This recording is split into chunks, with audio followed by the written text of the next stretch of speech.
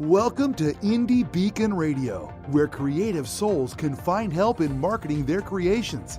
You can send questions for each show on Twitter using the hashtag IndieBeacon.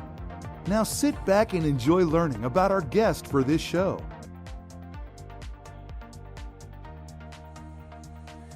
Hello, and thank you for joining us. I am your host for today, josalyn-holiday, 27 letters, one more than the alphabet.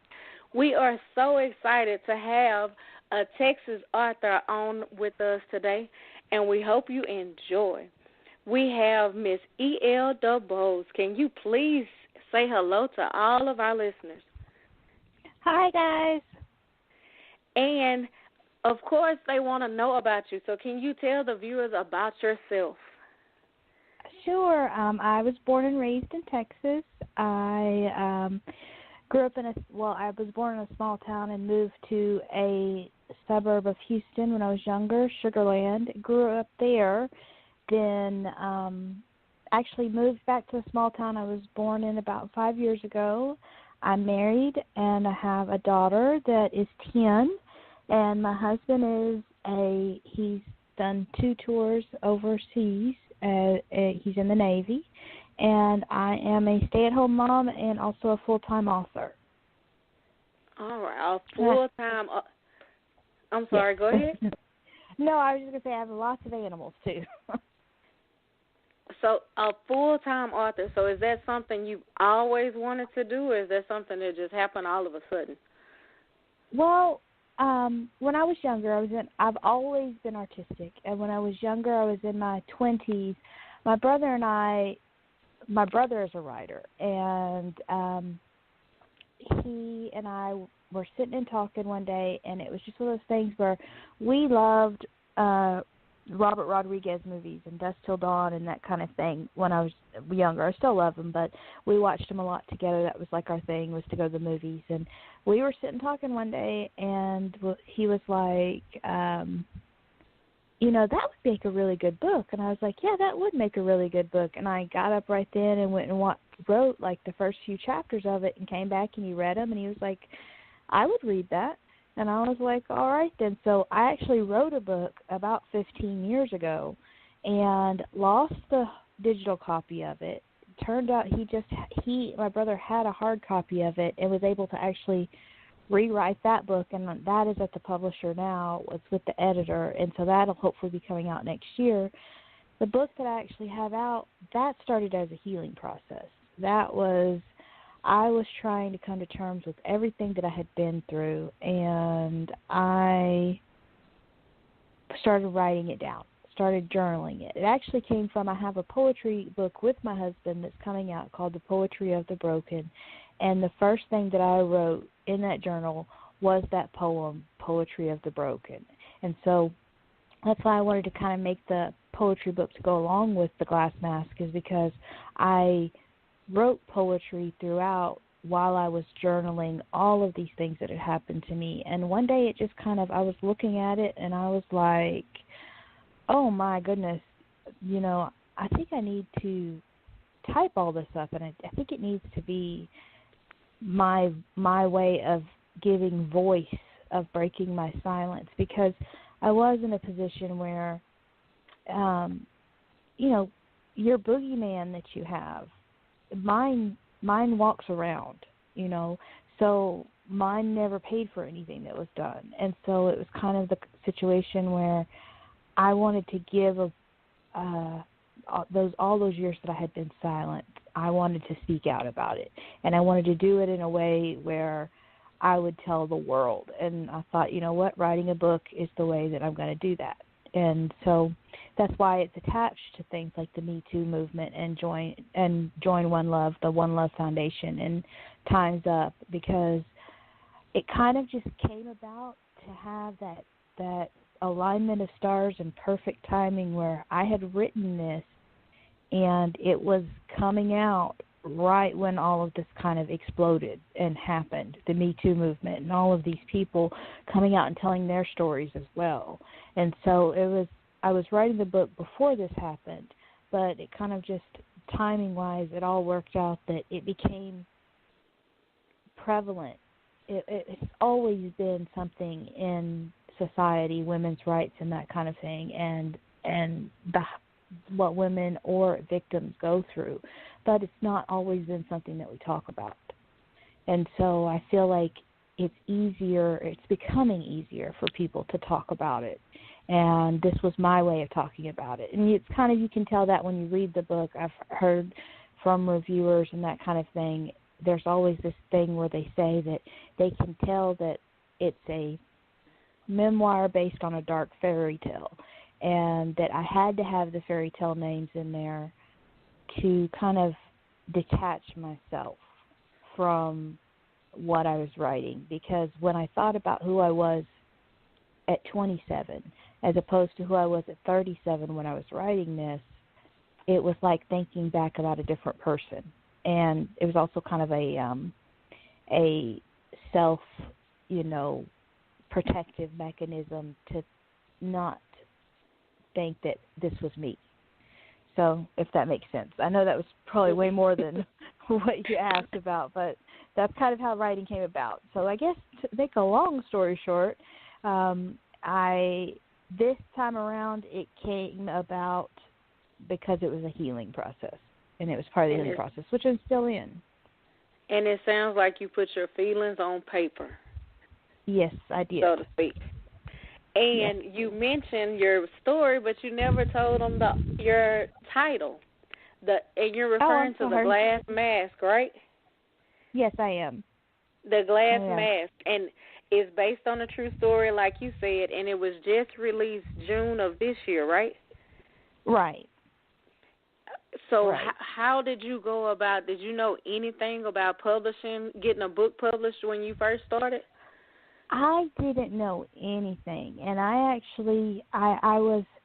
was fortunate enough to, when I started the process and I was sending out query letters, which are like the vein of every writer's existence, I was fortunate enough to have interest in it, and I was fortunate enough to have people in the industry that were like, hey, kind of lead you on this path that says these are the things that you need to do. You need to have it edited. You need to, go over it as many times as possible. You need to kind of have a direction you want to go with it and that kind of thing. Because I wrote it over a period of like 18 months, and it was the kind of thing where when I wrote it, I had to walk away from it because it was so. When I initially thought, okay, I'm going to write this down, I started journaling, and I was like, the journaling really, it wasn't working for me because it felt like it was working, but it wasn't working because it was making me an emotional basket case to have to go back and think about the things that I had been through and relive them. And so when I started writing them, I decided, okay, you know what I'm going to do? I'm going to just go year by year. I'm going to start from the very beginning, and then I'm going to touch on one thing because so many things happened. There's so many things that aren't in the book, and so many things happened, and I'm just going to go from one kind of major event to the next, and I'm going to just outline what it was like these 8 years that I was in this situation and then how I escaped. And so that's what I did, is I would walk back to it, and I would say, okay, I'm going to address this year. And then I would address that year, and I would get it out, and then I would kind of have to walk away from it because it was unnerving me, very, very, very much unnerving me. And I was, before I got the book and everything done, like I say, it is a healing process, and when you have to realize that I'm just now myself personally going on being out of that situation for about three years.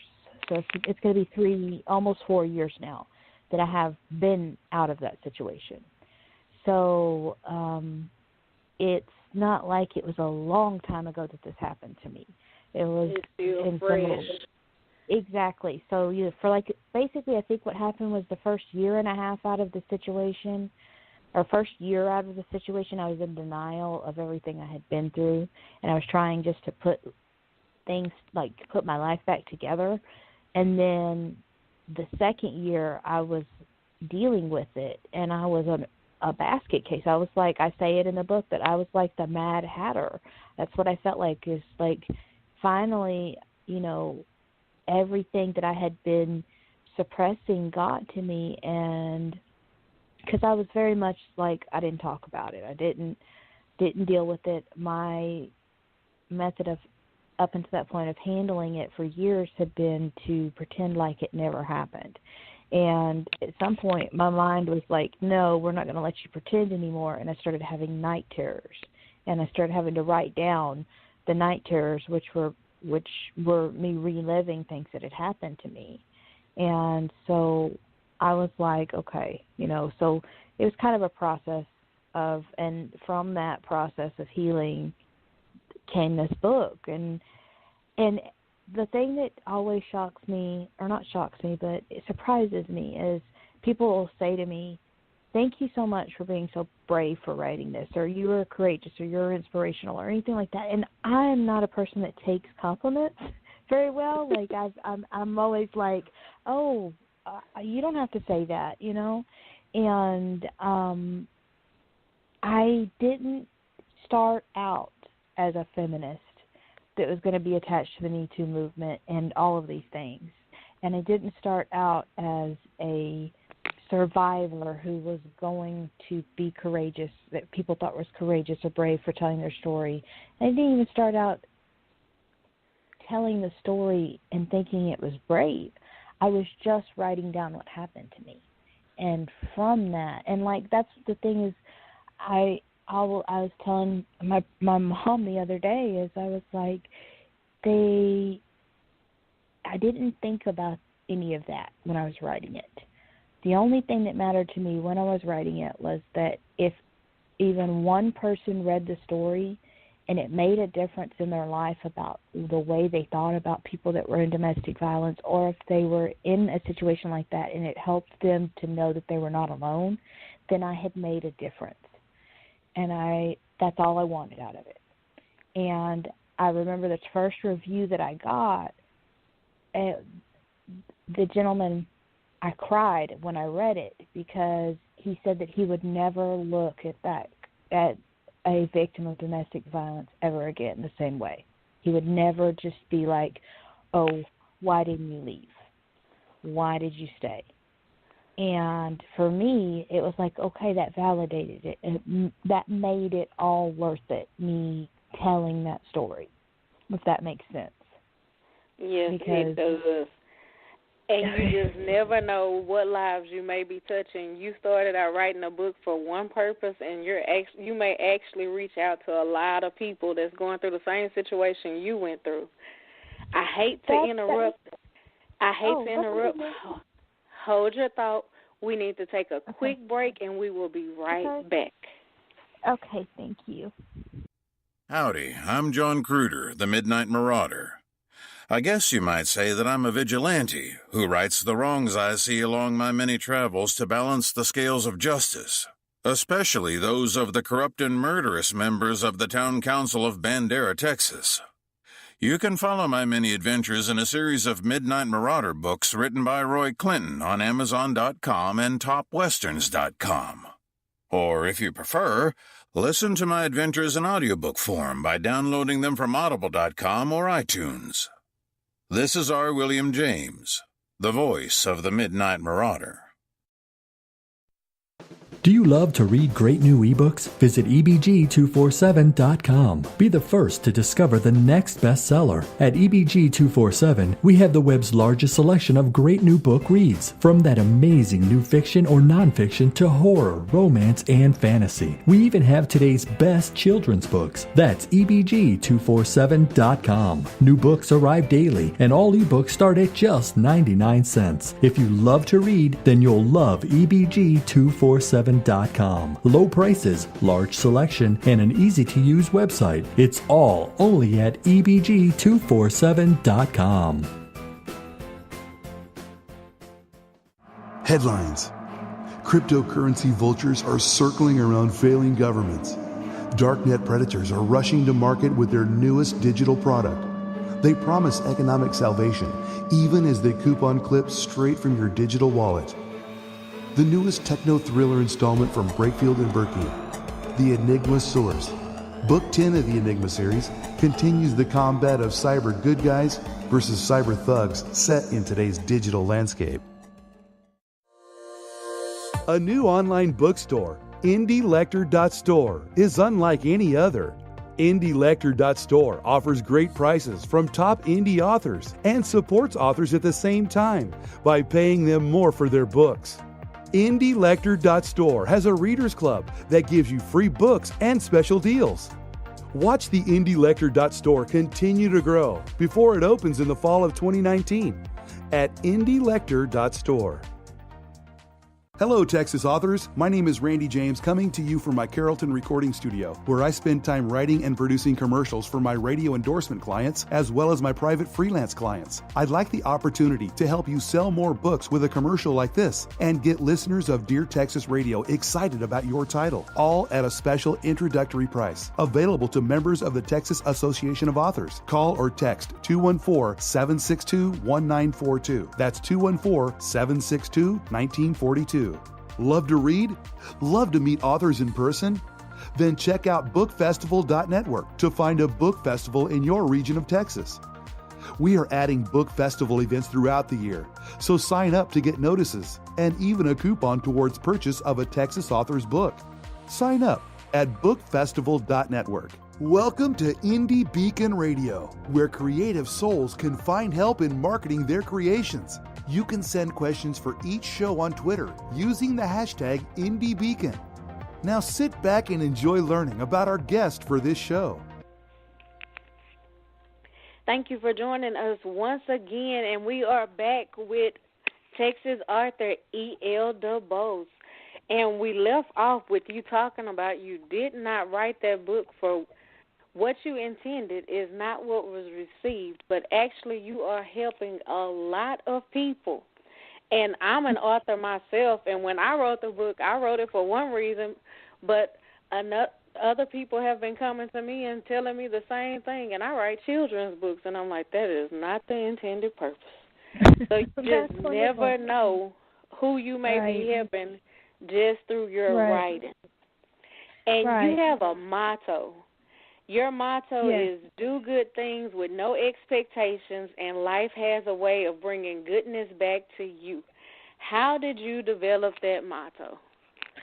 Oh, I talk very much in the book about karma and how I rationalized that the things that I was going through was because of bad karma and because of things that I had done to other people. And so I very much believe in that treat people the way that you want to be treated and pay it forward, you know. And so, like, I very much am like, if you are good to people, even strangers, that kind of thing, good things just happen. That's the way the world works. And so, like, I just always try to be good to others. And I don't know how to put it into words other than just, you know, I'm the person that if somebody is on the side of the road and they have a sign, I'm giving them the whatever money I have. I you know, if I'm in the store, the person in front of me doesn't have enough money to buy something,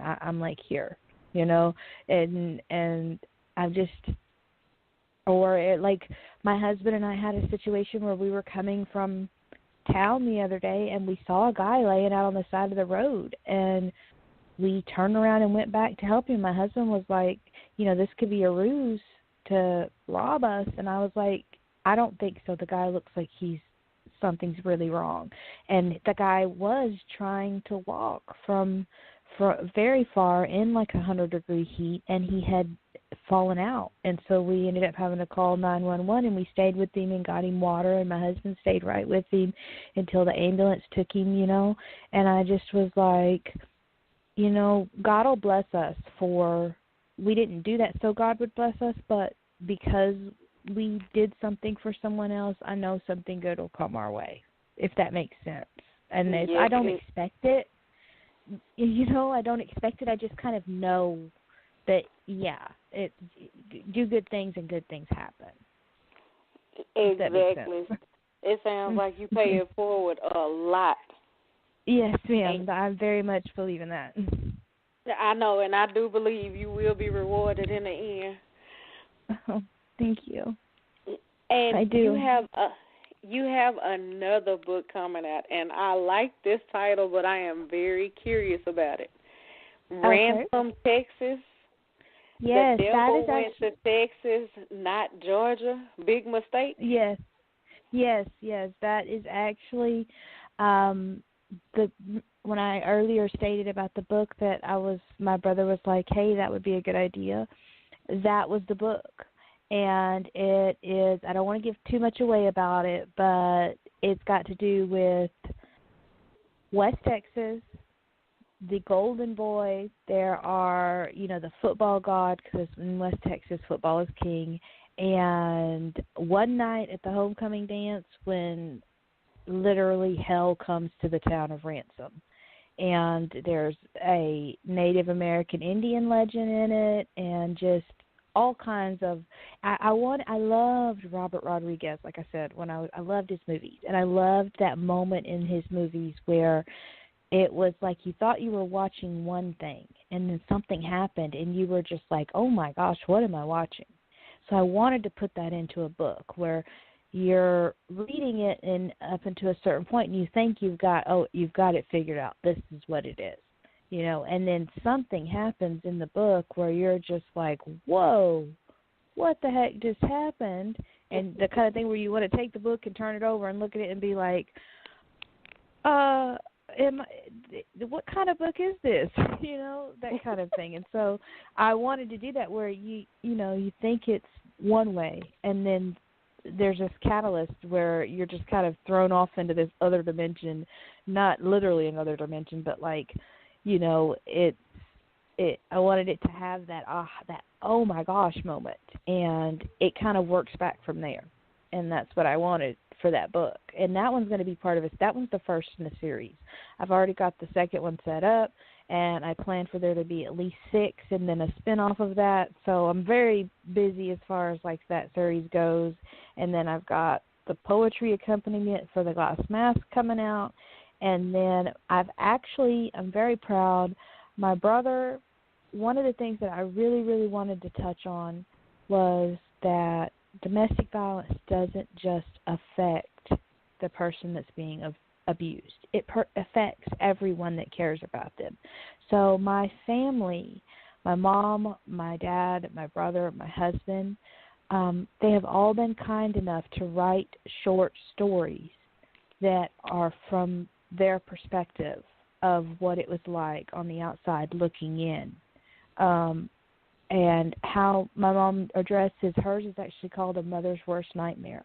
And it's kind of like a letter to me, or a letter to any mother that's daughter is in this situation. And it's her perspective on what she was seeing and the things that I didn't realize my mother picked up on. My brother's is a wonderful story, and he kind of just takes one particular incident and talks about it, and so it's for the readers to give them the perspective of the helplessness, the frustration that the people around the person being abused feel, the rage, like my mom, dad, and brother, I'm sure they all wanted to kill him, but because I was married to him and I had a child with him, they couldn't. And nobody's going to do that because they don't want to go to jail. But there were so many times, that they had their suspicions, and my mom addresses that. And so I have an accompaniment book that's going to be a series. I'll do the forward, the author's note in the beginning, talking about how I asked them and why I asked them, and then it will address. Each one of their stories will kind of address how they felt in the situation and how the situation that I was in affected them, because it pretty much left everybody where they needed therapy when it was all said and done. Oh, wow, I bet. Yeah. And where can we find your books? Okay, on Amazon, at Amazon, Smashword, Barnes & Nobles, iBooks, Kobo, I think. They're out there everywhere. I even found out the other day you can go to Walmart and ask for them. So, oh wow.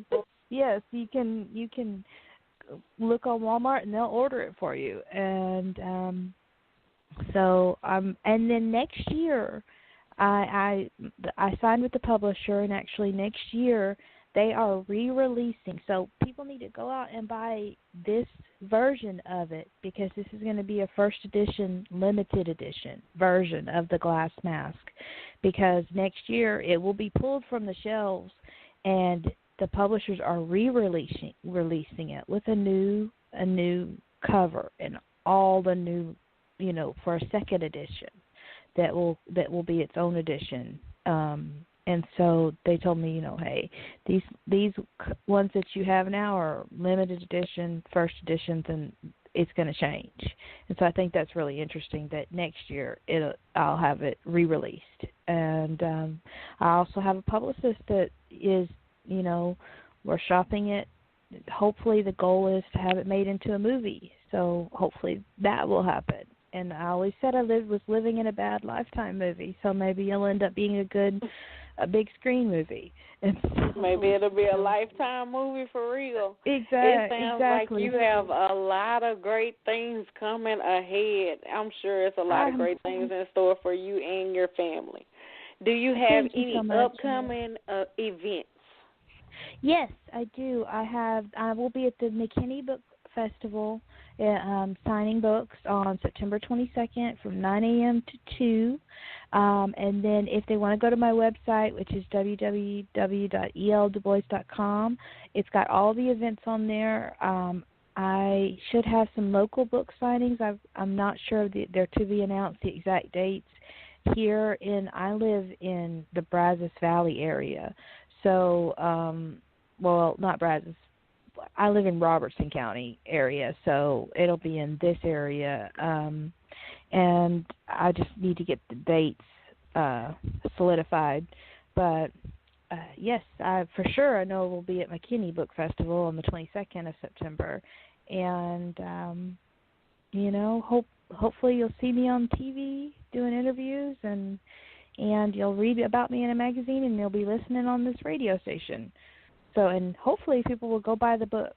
I was really fangirling out right before you called me, because I don't know if you watch Midnight Texas, but Fiji, the girl Parisia, I think that's how she says it, Parisia, who plays Fiji on Midnight Texas, had liked several of my posts and actually reposted one of my photos. And then when I was like, oh, I love this, she was like, oh, my God, I saw this because of you, and I was going to tag you in it. And I was like, oh, my God, Fiji from Midnight Texas just said something to me. I was like total fangirl. And I was like, I love Fiji. She is a goddess. And so I was like, she was a goddess before she spoke to me on social media, so I guess it doesn't really count as a conversation, but still, she added me on social media, and so I was like, yes, I feel like I've made it. And I'm sure you have. It sounds like you have a lot coming your way, and I look forward to reading about you in the near future, hearing about you and your Lifetime movie. Pray for me. Say a prayer for me. I want everyone to know this story, because I'm hoping it will help people. And I'm sure it will. Yes, we will lift you up in prayer. Keep doing what you're doing. It has been a pleasure interviewing you today. It is time for us. A pleasure. It is time for us to sign off, but your books are also available at books.txauthors.com. Again, it has been a pleasure. Texas Authors is proud to be a supporter of IndieBeacon.com, a website that supports indie authors from around the world. If you are looking for help with marketing or getting published, IndieBeacon.com can assist you. Years of experience by the founder is available to any indie author looking for help. IndieBeacon.com, a place for creative souls to find help in marketing their creations. Thank you for listening to Indie Beacon Radio, where creative souls can find help in marketing their creations. To learn more about Indie Beacon services, to be a guest on the show, or to advertise on our show, please visit our website at indiebeacon.com.